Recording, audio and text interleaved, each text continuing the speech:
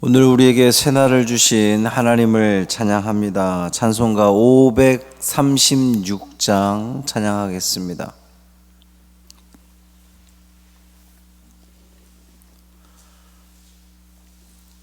찬송 536장. 죄짐에 눌린 사람은 찬양함으로 새벽 기도회를 시작하겠습니다. 536장입니다. 죄짐에 눌린 사람은 다 주께 나오라. 주 말씀 의지할 때에 곧 평안 얻으리. 의지하세 주 의지하세. 구하시네 곧 구하시네. 참 구원 주신 주께서 보혈을 흘렸네. 눈같이 희게 할 피에 온몸을 잠그세. 의지하세 주 의지하세. 구하시네 곧 구하시네. 길 되신 우리 구세주 늘 인도하시네. 너 지체 말고 믿으면 참 복을 받겠네. 의지하세 주 의지하세.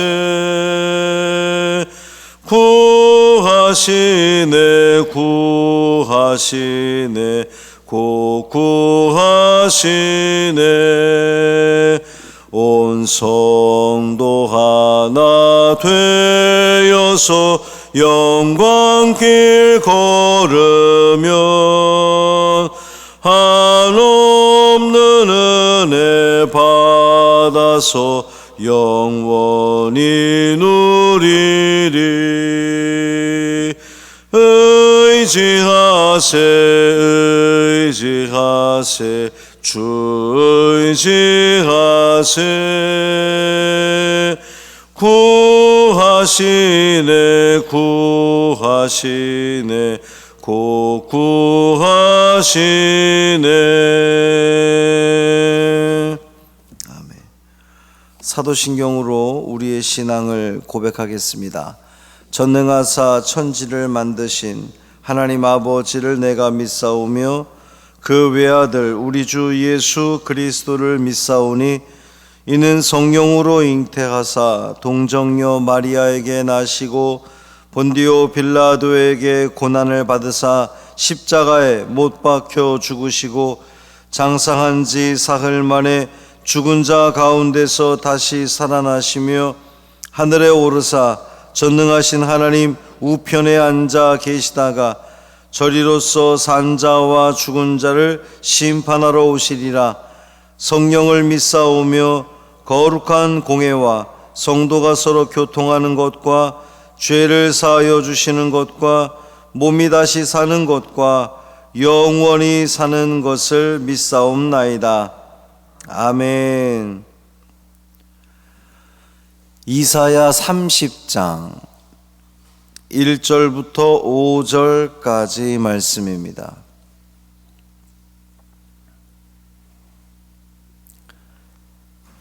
이사야 30장 1절부터 5절까지 말씀 함께 읽겠습니다.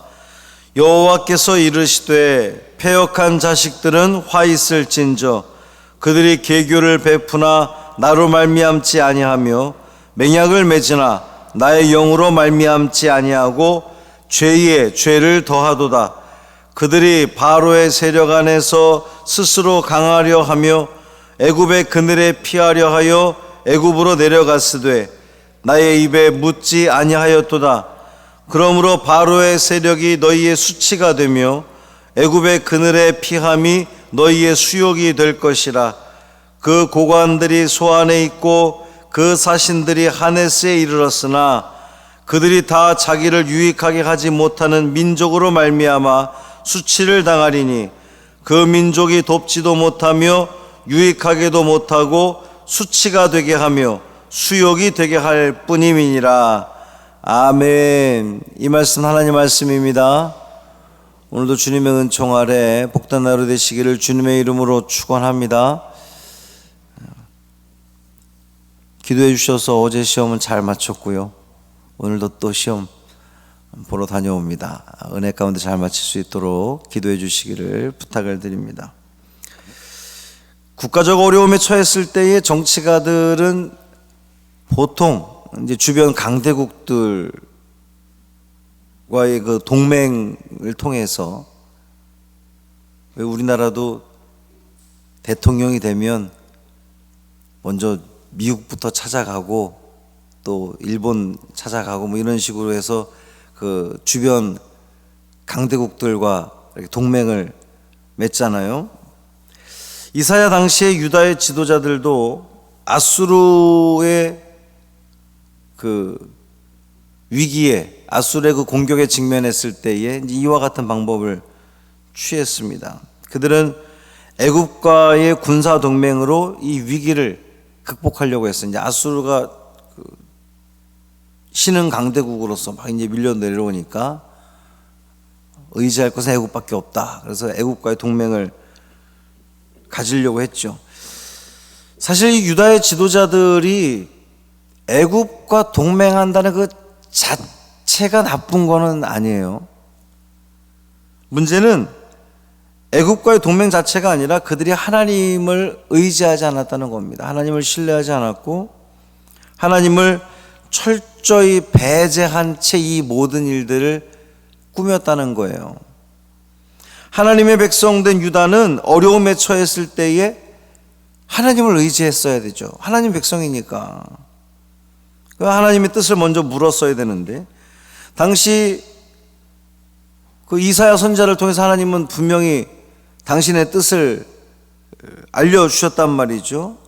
돌이켜 잠잠히 하나님을 신뢰하라는 그러한 그 메시지를 주셨단 말이에요. 그러니까 하나님의 뜻이 분명함에도 불구하고 그들은 하나님의 뜻을 무시하고 인간적인 힘에만 의지했던 거죠. 애굽을 의지해서, 애굽과 동맹을 통해서 이 모든 문제들을 해결하려고 했던 겁니다.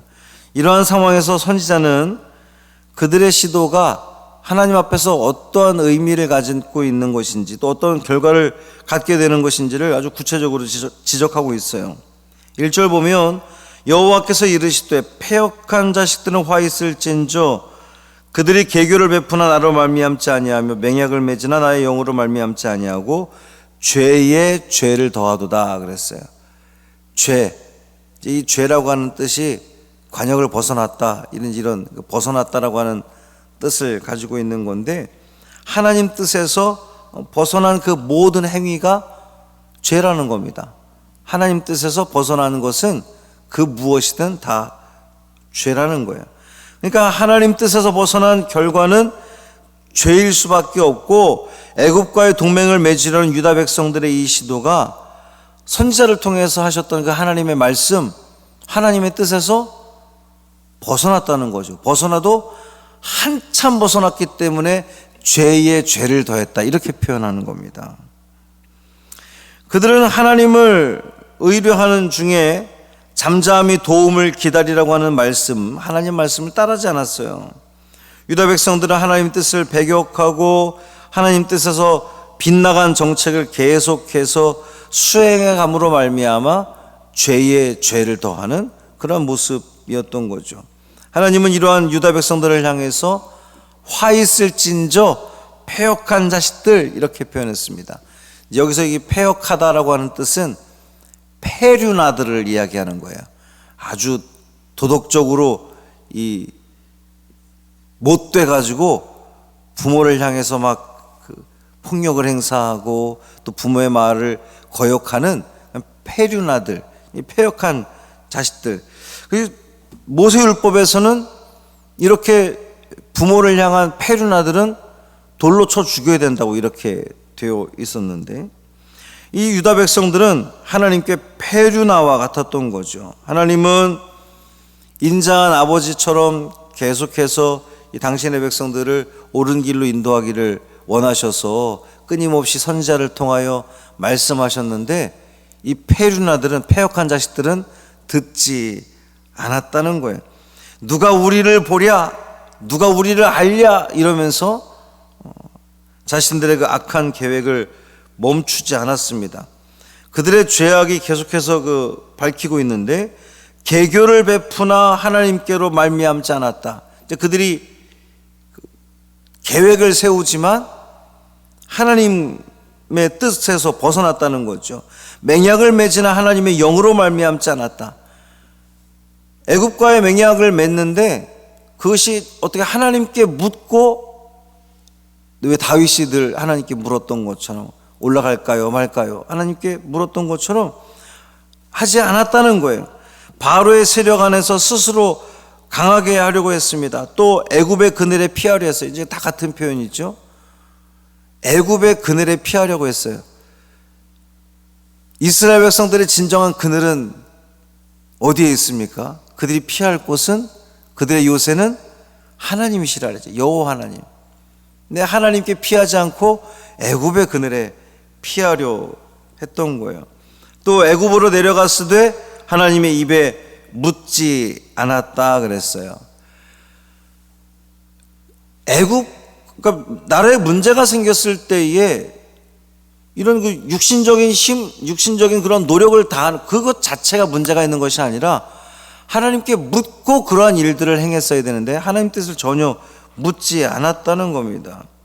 의도적으로, 고의적으로 하나님 뜻을 거절했다는 거죠. 사람이 어려움을 당하면 그 사람의 진가가, 그 사람의 본색이 드러나게 되어 있죠. 그가 무엇을 의지하고 무엇을 피난처로 삼는지가 드러나게 되어 있습니다. 우리 신앙인들도 마찬가지죠. 건강의 문제든 아니면 사업의 문제든 자녀의 문제든 우리 삶에 어떤 그 문제가 닥쳤을 때에 그가 그 문제를 어떻게 해결하는지를 이렇게 보면 그의 신앙을 알 수 있는 거잖아요. 하나님께 나와서 간절히 매달리는 사람이 있는 반면 기도해야 될 것 같은데, 기도해서 문제를 해결해야 될 것 같은데 기도하지 않아요. 그저 병원만 찾아가고 그저 다른 방법을 찾는단 말이죠. 성경에서 애굽 그러면 이제 그 물리적인 애굽뿐만 아니라 하나님이 아닌 세상의 것을 상징하는 겁니다. 그것은 언제나 강하고 매력적으로 보이기 때문에 많은 사람들이 애굽을 의지하려고 해요.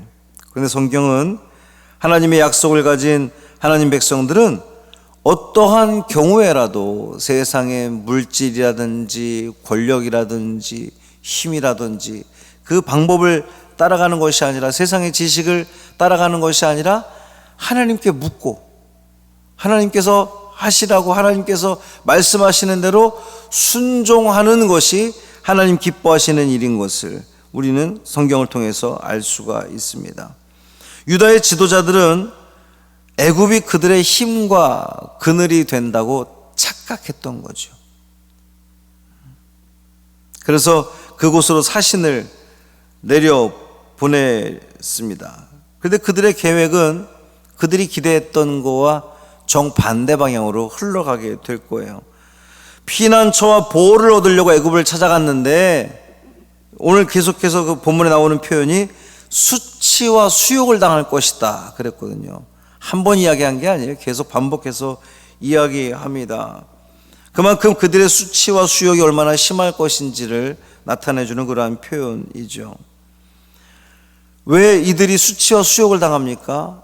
애굽을 의지했는데 왜 수치와 수욕을 당해요? 바로의 세력을 의지했기 때문이에요. 하나님을 의지하지 않고 바로의 세력, 애굽의 그늘에 피하려 했기 때문입니다. 그 고관들이 소안에 있고 그 사신들이 하네스에 이르렀으나, 그러나 세상 힘을 의지했으나 이 모든 것이 그들에게 그늘이 되지 못한다는 겁니다. 피난처가 되지 못한다는 거예요. 이 신앙적인 것뿐만 아니라 아주 그냥 인간적인 면으로서도 상당히 어리석은 일이었거든요. 당시에 그 아수르라고 하는 신흥 강대국이 막 떠오를 때에 애굽의 그 세력은 그 옛날 위용은 다 사라지고 점점 쪼그라들던 그러한 상태였기 때문에 애굽을 의지하는 것이 전혀 이 정치적으로도 도움이 안 되는데 그들은 애굽을 의지하려고 했다는 거예요. 애굽과 맺은 맹약은 결국 아무런 도움이 되지 않는다는 겁니다. 사랑하는 성도 여러분, 우리가 삶을 살아가면서 어려움이 오잖아요. 문제가 생깁니다. 그럴 때에 건강에 문제가 생겼을 때 병원을 가지 말라는 얘기가 아니에요. 병원도 찾고 인간적인 어떤 그 노력도, 아니 가만히 앉아서 기도하면 하나님이 다 해결해 주느냐, 그게 아니잖아요. 하나님은 우리에게 이 생각할 수 있는 지혜를 주셨고 세상의 모든 것들을 우리에게 허락하셨잖아요. 그러니까 그런 것들을, 방법들을 써야죠. 그런데 문제는 그것만 의지하는 것이 아니라 하나님께 묻고 하나님을 의지해서 하나님이 주신 지혜를 가지고, 그래서 제가 우리 환우들이 생겼을 때마다 기도하는 내용이 의사의 손길을 통하여서 하나님께서 역사해달라고 그렇게 기도하는 거잖아요. 오늘 우리는 누구를 의지합니까? 누구 그늘 안에 피하려 합니까? 어디에 있어야 우리가 안전합니까? 하나님 안에 머무시기를 바랍니다. 하나님의 그늘 아래 피하십시오. 하나님이 우리의 요새 되시고 우리의 방패 되어 주실 겁니다. 그 주님 안에서, 주님의 그 말씀 안에서 머금으로 말미암아 주님께서 우리를 보호해 주시는 그 보호 가운데에 참 평강을 누리는 오늘이 되시기를 주님의 이름으로 축원합니다. 살아계신 아버지 하나님, 감사합니다.